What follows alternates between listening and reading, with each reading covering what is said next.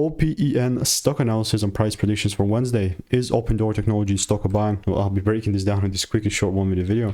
But here's the thing, having done well over 45,000 videos and 5 years of experience of seeing what's working for me and what's not. All that to say, Opendoor Technologies is one of those tickers that I'm still looking to take higher. I've done so much receipts. I mean, I've got about 49 receipts in the Discord regarding Opendoor.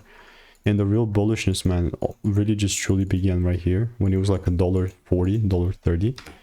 Now we're $3.60, right? So it was actually $1.80. And we basically doubled, exactly doubled, just like not even 2 weeks before. And from this way up, I'm still looking to double down this bullish market.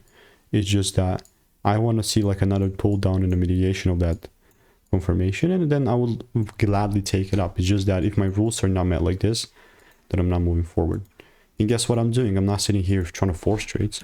I'm waiting for my rules to be met so then I can move forward. So let me know what is your opinion. And if you want to stay tuned and get free money making emails and insights, click the first link in the description. It's free.